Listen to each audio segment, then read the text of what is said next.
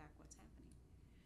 But if they can do that and they can work with all the other entities in the watershed, you set yourself up to receive your soil and water districts, your communities and your counties to be eligible for grants that you would not otherwise be eligible for.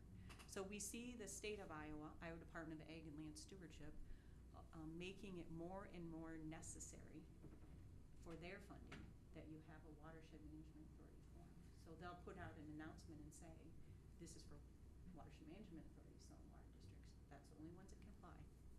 Right now, there's only about 5 or 6 watershed management authorities in the state. The Turkey is the largest by area and number participating. And we feel that it's already been worth it. We not only have received funding to help them plan collectively, but we're also, this week I'm working on a $20 million grant. Because of the Watershed Management Authority in the Turkey, we're invited to participate in a larger group to submit a grant to USDA to bring additional EQIP funding into the region. So there are a lot of opportunities that you can only access if you're part of a WMA. We are working with subcommittees in the Turkey River watershed. What we did, they're going to develop a plan. They got a grant from the state to develop a plan for how they want to move forward to reduce flooding. And so what we did then is we said, let's have subcommittees that bring recommendations back to this group. So one of the subcommittees is communities, because there are 23 communities.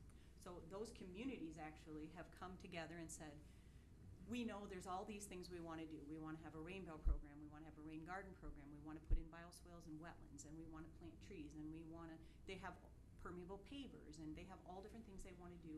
And then each of those communities is actually, we're going out with them and we're GPSing where all those sites would be located, and then that will be recommended to the greater authority and put in the plan. There's a county infrastructure team, and that's county engineers and supervisors and a few commissioners, and they have said, we are dealing with aging road and bridge infrastructure throughout the watershed, all through our counties. We have to slow this flow. Right now, when a culvert gets washed out, when a bridge gets washed out, FEMA comes in, you replace it with that size or bigger, right? You keep accelerating the movement of water. They said, we can't afford this anymore. What we're going to try to do is slow the water down in the upper part of the watershed. And so they have proposed, as part of this $20 million proposal, that they put in 150 structures over the next 5 years. And they'd like to see more than that. And they will put them in the upper parts of the watershed. So when the water falls, it's held back in the smaller areas of 50 to 300 acres, where it's right now it's just a culvert, but it's not a creek. It's rainwater runoff, and they'll hold it back for a couple days. And they'll work with the landowners voluntarily to hold it back. And we believe we have just been awarded a grant to go out and do a public campaign to have people help us slow the water down, hold it out in the watershed. So those groups, and there are many more subgroups that I could tell you about, or committees from that Watershed Management Authority, but that's really going to depend on you. So if you join the Watershed Management Authority, and then it's really the people that are on it. And the grants that are available right now, there used to be a grant available to help form Watershed Management Authorities. That no longer exists. But there is a grant to help you with the planning. And unfortunately, we just found out about that a few weeks ago, and it's already due in the middle of September. So we know you have to have at least 2 people to get filed, to get your 2080 filed, to follow the code. Or 2 entities, I shouldn't say people, 2 entities, right? So if the city and the county and the Soil and Water District just went ahead and filed with your names on that 2080 and then said anybody can join us, you'd be fine. But you have to invite everybody else. And hopefully many of them would join you. Now I know we helped the Turkey Watershed Forum. We got a grant for that for them. And we went out to every city council meeting and every supervisor meeting and every Soil and Water District meeting. That's how we were able to get so many people on board. It's going to be harder for you. I can't do that for you. I don't have the funding to do that. But you can let them join over time if you choose to do so. The planning dollars that are available, if I believe that as more watershed management authorities form, that the state will make more and more of that available. They're kind of watching this, and I think that if you didn't get it this time, you would try to get it next time. But I think if you could form, at least you'd have a chance, and you could say why this is so important to you. If you do want me to write that for you, that plan proposal to go in, I'm happy to do that. I've already talked to Ralph. Our office can do that for you. We're not not gonna charge anything. We write grants all the time. We're happy to do that for you. But you guys have to be motivated enough to get this thing going. I can't do all the groundwork to get all the signatures. And what I did do, I sent to Ralph, and he's got, and so does the Soil and Water District. And I talked to Julie today too. And the Soil and Water District is excited about this because this is their future, really. If they don't do things like this, they're not gonna be able to bring funding in. But what you can do is, we gave you the bylaws, we gave you the 28E, we even have the list of all the entities that need to be invited. We can give you all that, and you just need to change the name. You know, all the groundwork's been done in the Turkey. You don't need to reinvent the wheel.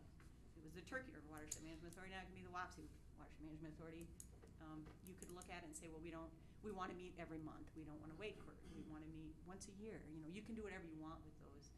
There are some things that have to be in there, some things you can't. You can't say you're gonna take land because that's not allowed by the code. Things like that. But you have the tools, and I need you guys to move forward and make some decisions pretty quickly if we're gonna write that for you.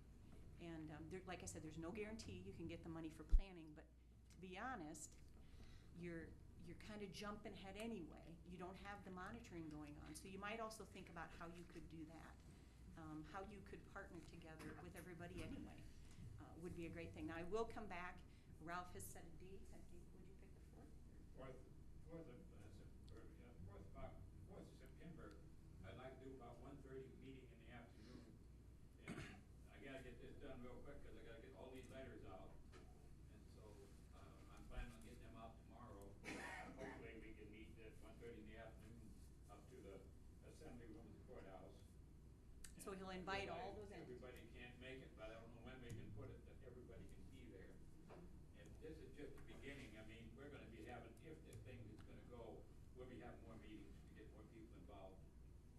Can we do that, Bonnie? All of us? Do what? Yeah, Can we do that? Yeah, we Or can. 3 of us or all of us? To go to that meeting? Yeah. If we were gonna attend it and there's gonna be more than 4, I think we'd at least have to post that meeting Yeah, on. bring the your hammer. thing. Now, all the Watershed Management Authority meetings have to be posted by every participating entity anyway. It is required. It is a public meeting. It has to be posted, you know, with the right amount of time ahead and everything, the location and agenda. Now, you said something about a grant that was due September 15th. Mhm. Is that an annual thing, so there won't be another one until next year? You just never know. Or that depends on the, Sometimes it's every legislature? Right, so they've had this 3 times. The first year, they had it, and I was kind of ready. I was more ready for the first year than I've been ready since, but I kind of heard it was coming. And we try to listen, keep our ear to the ground, so we know what's gonna happen. And then the second one was trying to pick up the first ones that didn't get funded. And then now this third one, it was kind of a surprise. And they don't have as much money as they did. And they may have a watershed in mind to give it to, I don't know. But if you never form, they'll never think of giving you the money. And so it seems to be that as watershed management authorities have formed, they've tried to put these announcements out and provide funding for planning. The state seems to really want this to happen, and they've been very supportive of it. Some of the money we have is from the Iowa Economic Development Authority. We have funding from the DNRs, funding from the Iowa Department of Ag and Land Stewardship. And after you get that watershed management authority formed, then your soil and water districts even qualify for other funding that just goes targeted directly to them to do on-the-ground projects and demonstrations. So all of those entities are watching. If you guys go ahead and form, something will happen.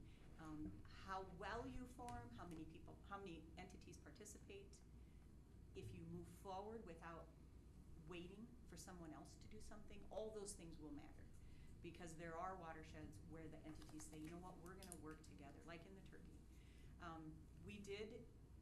I did write a grant to a foundation to get the water monitoring started in Turkey. I would do that for you, but I just wrote another one 6 months ago, and we just were awarded about 3 months ago to that same foundation, and now I have to wait because we already just got one. But when that one expires, that particular foundation likes to come back and keep helping the same organizations, and so we would go ahead and potentially write another one for you folks that would help with some of the things you want to do. So Have our any of the first- other counties or cities called you up? Called anybody up? and Ralph said has talked to